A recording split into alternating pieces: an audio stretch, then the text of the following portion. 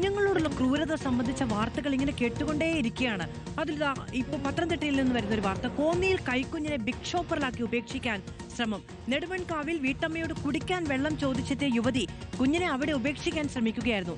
Big ഷോപ്പറിനുള്ളിൽ കുഞ്ഞാണെന്ന് വീട്ടുകാർ തിരിച്ചറിഞ്ഞതോടെ mask ധരിച്ച യുവതി കുഞ്ഞുമായി ഓടി രക്ഷപ്പെട്ടു. കൂടുതൽ പോലീസ് അന്വേഷണം തുടങ്ങി. ഞാൻ മുറ്റമടിച്ചുകൊണ്ട് ഇന്നപ്പോഴാണ് വന്നത്.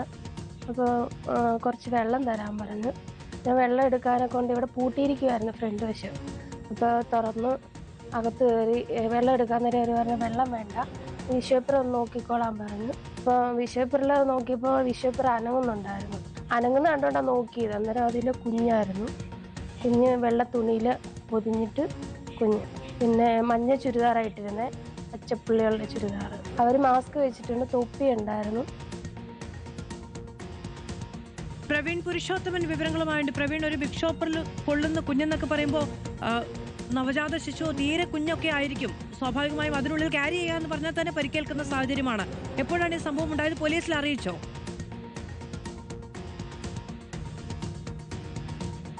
മാധു, പത്തനംതിട്ട കോന്നി നെടുമൺകാവിലാണ് ഈ സംഭവം നടന്നത്. ഇപ്പോൾ ആ വീട്ടിൽ താമസിക്കുന്ന യുവതിയാണ് ഇപ്പോൾ ആ കാര്യങ്ങൾ പറഞ്ഞത്. ഇന്ന് ഉച്ചയോടുകൂടി ആ വീട്ടിലേക്ക് ഒരു യുവതി എത്തുകയായിരുന്നു. കയ്യിലൊരു ബിഗ് ഷോപ്പർ ഉണ്ടായിരുന്നു. വന്നപ്പോൾ കുടിക്കാൻ അല്പം വെള്ളം ചോദിച്ചു. വഴിയെ പോയ ആരോ ആണെന്ന് കരുതി യുവതി, ആ വീട്ടുകാരി ശ്രുതി എന്നാണ് പേര്, ശ്രുതി വീടിനകത്തേക്ക് പോകാൻ ഒരുങ്ങവെയാണ്, വെള്ളമെടുക്കാൻ പോകവെയാണ് ഈ ബിഗ് ഷോപ്പറിൽ എന്തോ അനങ്ങുന്നതായി കണ്ടത്. സൂക്ഷിച്ച് നോക്കിയപ്പോൾ അത് കൈക്കുഞ്ഞാണെന്ന് മനസ്സിലായി. പെട്ടെന്ന് ശ്രുതി ഭയന്നു പോയി. എന്തുകൊണ്ടാണ് ബിഗ് ഷോപ്പറിൽ ഒരു കൈക്കുഞ്ഞുമായി ഈ വന്ന ആൾ വന്നതെന്നാണ് പെട്ടെന്ന് മനസ്സിൽ ചിന്ത പോയത്. വെള്ളം ഇപ്പോൾ കൊണ്ടുവരാമെന്ന് പറഞ്ഞപ്പോഴേക്കും വന്ന ആ യുവതി ആ കൈക്കുഞ്ഞിനെയും കൊണ്ട് ഈ ബിഗ് ഷോപ്പർ എടുത്തുകൊണ്ട് അവിടെ നിന്ന് കടന്നു കളയുകയായിരുന്നു. പെട്ടെന്ന് തന്നെ അയൽപ്പക്കത്തുള്ള സ്ത്രീയെ വിവരം അറിയിച്ചു. അയൽപ്പക്കക്കാർ അവിടേക്ക് ഓടിയെത്തിയപ്പോൾ ശ്രുതി ഇക്കാര്യം പറഞ്ഞു. ആ പ്രദേശം മുഴുവൻ തിരഞ്ഞെങ്കിലും കണ്ടെത്താൻ കഴിഞ്ഞില്ല. ഒരു സംശയമുള്ളത് മറ്റാരുടെയോ ഒരു വാഹനത്തിൽ അവിടെ ഈ യുവതി എത്തുകയും വീടിനകത്തേക്ക് കുഞ്ഞിനെ ഉപേക്ഷിക്കുന്നതിന് വേണ്ടി അവിടേക്ക് വരികയും ചെയ്തു എന്നുള്ളതാണ്. അതാണ് ഇപ്പോൾ അയൽപ്പക്കക്കാരും പറയുന്നത്. വളരെ പെട്ടെന്ന് അവിടെ നിന്ന് ആ യുവതിയെ കാണാതാകണമെങ്കിൽ ഏതെങ്കിലും വാഹനത്തിലായിരിക്കാം ബിഗ് ഷോപ്പറുമായി യുവതി അവിടെ വന്നത്.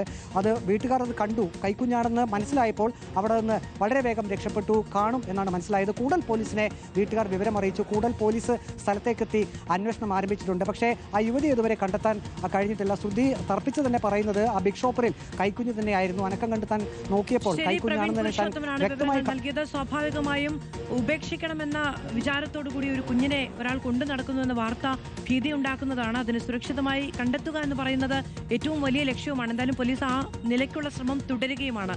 പ്രവീൺ പുരുഷോത്തമൻ വിവരങ്ങൾ നൽകിയത്.